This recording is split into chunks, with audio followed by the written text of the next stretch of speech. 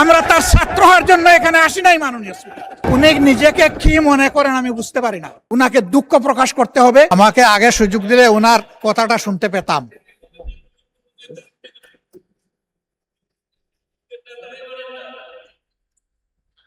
বক্তব্য কি আপনি দিবেন না আমি দেব?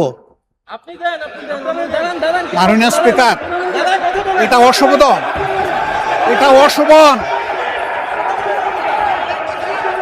আমার বক্তব্যের সময় যদি এইভাবে কমেন্টস করা হয় তাহলে আমার এখানে দাঁড়ানোর প্রয়োজন নেই। বলেন মাননীয় বিরোধী দল নেতা, বলুন আপনার বক্তব্য বলুন। আপনি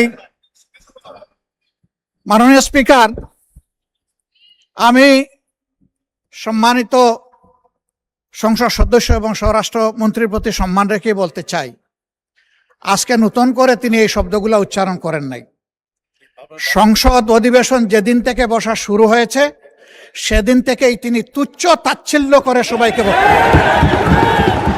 উনি নিজেকে কি মনে করেন আমি বুঝতে পারি না।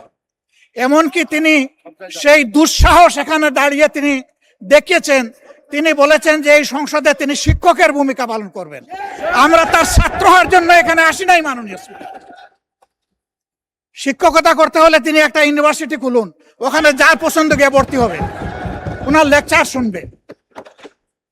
আজকে একই বক্তব্যে দুইবার উনি অ্যাটাক করে ফেললেন। আমার সঙ্গীরা তো মনে করে, আমি নিজেও মনে করি যে এইটা কালচারাল না, এইটা পার্লামেন্টারিয়ান ফেসিজম। এটা হওয়া উচিত না।